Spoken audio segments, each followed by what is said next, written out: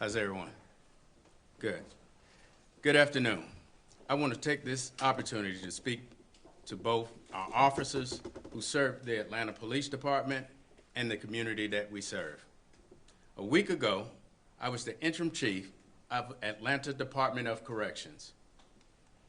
As you know, I was suddenly and unexpectedly asked to be your interim chief of police during what is obviously a most tumultuous time in our department. I see the challenges very clearly before me. Trust me when I tell you your voices are being heard loud and clear. I see that my focus is on your path forward and work is already underway. Change will not happen overnight, but together we will make it to the other side of where we are now. What must be addressed is the availability of police in this city and the ability to respond to 911 calls. It is factual that over the past few days, we've seen higher than average number of officers call in sick, which caused us to shift resources to ensure proper coverage. The explanation for calling out sick vary and include officers questioning their training, officers being challenged and attacked, and unease about officers seeing their colleagues criminally charged so quickly. Neither APD leadership nor the administration are dismissive of these notions. I want each of you to know that we are in this together and we support you. What is immediately evident is that officers feel ordinary, undue process steps and usual investigation of complaints against them have been abandoned. And some are questioning how to execute what has been taught to them. What is also clear is that the public, as well as the police officers, need to gain an understanding about these matters to properly move forward together. Atlanta police officers are some of the best trained officers in this country. Like any organization, we have room for improvement, and we welcome input in that respect. But there has to be an understanding regarding process, SOPs, and training. My proposal is to stand up teams within our Office of Professional Standards that are dedicated to swift, fair, and thorough investigations of certain complex complaints. We simply cannot have investigations drag endlessly while officers are in limbo and members of the community await answers. Additionally, we'll begin reviewing our training programs for improvement, expanding in areas of de-escalation, implicit bias, and peer intervention. It is important to understand that our training and our disciplinary process are in a place for the protection of our officers and the citizens we serve. They must both be adhered to for clarity and understanding. Make no mistake, I will defend our disciplinary process, and I am committed to fair and thorough investigation and upholding due process. As for the primary objective, the safety of this city, the safety of our city, that our brothers and sisters on this force, though some officers are in a space of concern and choose to seek out due to the fear of protest, many officers continue to answer the call. Over the past few days, we've stretched our resources to address demonstrators simultaneously responding to 911 calls. This volume of activity can be taxing on any department. We are the largest police department in the state and have the resources to ensure safety to our citizens. If you call 911, a police officer will respond. The Atlanta Police Department has not given up on the citizens the city that we love, and we ask that you not give up on us. We've made tremendous strides in Atlanta. We are not a perfect department and are always working towards improvement. But we are not a department known for flagrant abuse, hate, or injustice. We encourage due process for those we encounter as well as ourselves. We are all upset by the recent events, and we are also concerned for our fellow officers. I implore you to channel the concerns for the fellow officers by having their back. At this moment, I implore you to remember why you became a police officer. Why we did not choose this line of work because it was easy. We became officers because we wanted to help people in distress, make a difference in our communities, and simply serve and protect. We've not given up on this city, nor will we tolerate lawlessness and injustice. And I want it to be clear, we will not tolerate lawlessness and injustice in this city. We recognize room for improvement, and we will work quickly to get there. To my APD family, I'm here for you. I believe in you. You have my support. I want you to know that you also have the mayor's support, and she remains committed to our safety and success of the department and the city. As the mayor examined ways to help build upon the success of our department, our officers will have the chance to speak directly to her in the coming days. And now I'll take any questions. Chief, you obviously have a police department where members are hurting right now. Also, they are somewhat being disrespected out in the street sometimes. It'd be great to hear from you in terms of what you want these officers to know about how you have their back right now, especially with so many calling out. How will you support them moving forward since they've been working so long and hard? So that's a great question, Ron. Listen, we have been working for a number of days, long hours, making sure that this city remains safe. And I've been going to many of the roll calls, but I've had the executive staff, the chiefs and the majors, make sure that they go out to these roll calls as well, so they can hear directly from the officers and bring those concerns back to me so that we can come up with a strategy to better address it. So one of the things we had to incorporate over the past couple of days is to make sure that these officers can get some rest, because it is exhausting.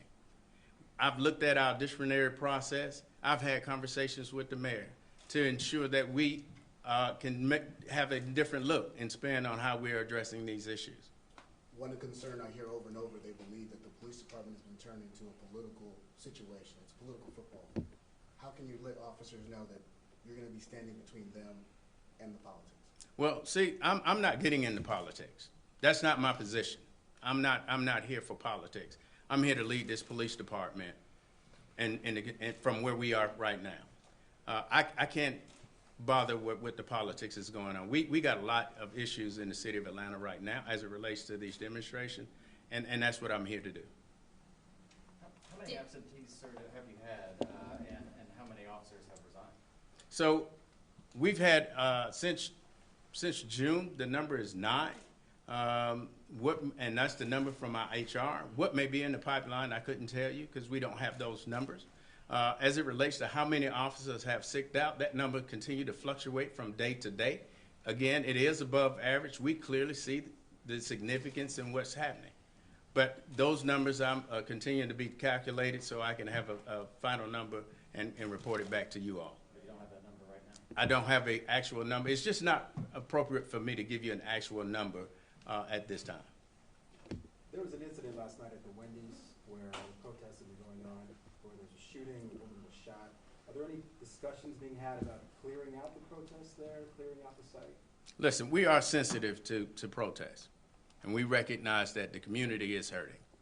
But I don't want anyone to be misunderstood that our sensitivity will allow lawlessness to happen in this city.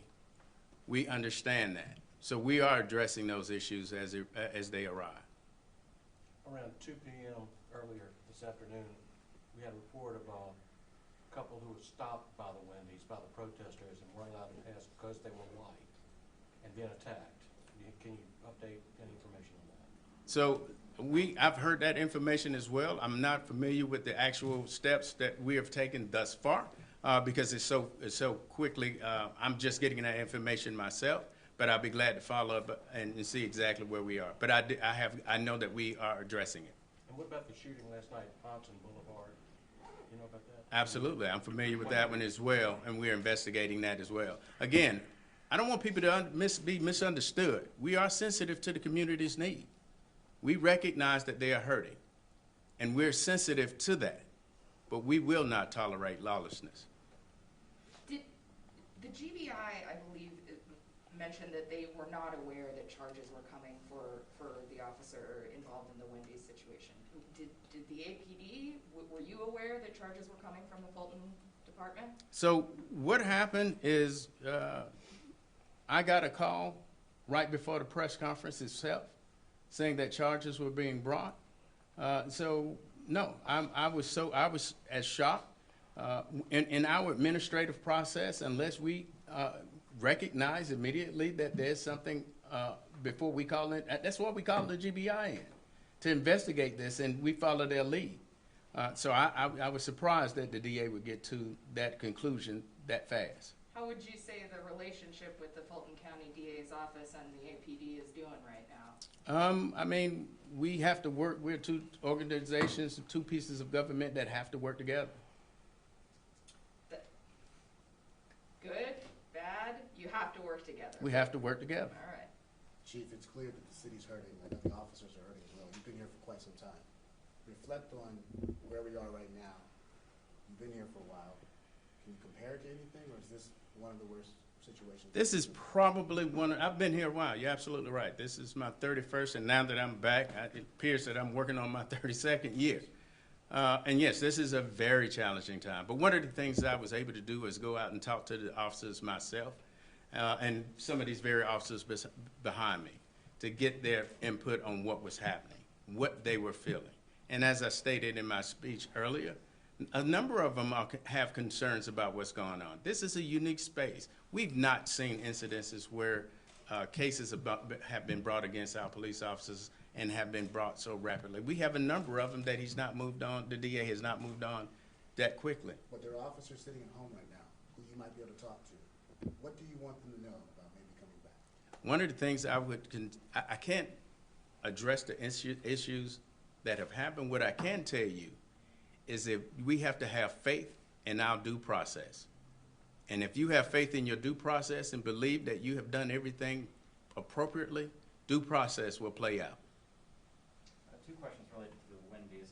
One, the shooting last night.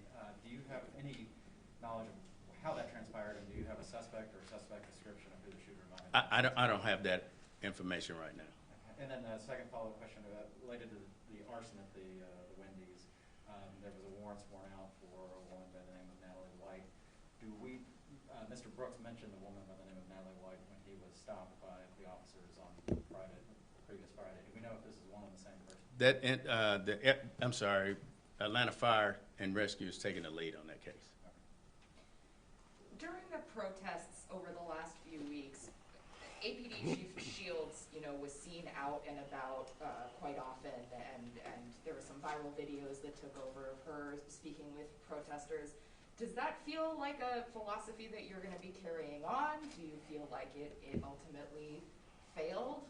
How do you feel like the personal, on-the-street relationship is between both leadership, officers, and protesters? Well, Chief Shield is a wonderful chief.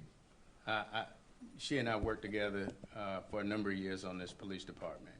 And she have her style and I have mine.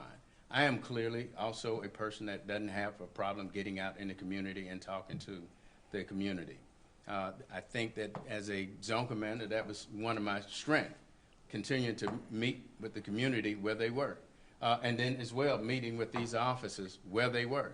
So I think that the strategy of getting out and actually hearing the concerns of the people and them being able to hear my voice directly is a good strategy.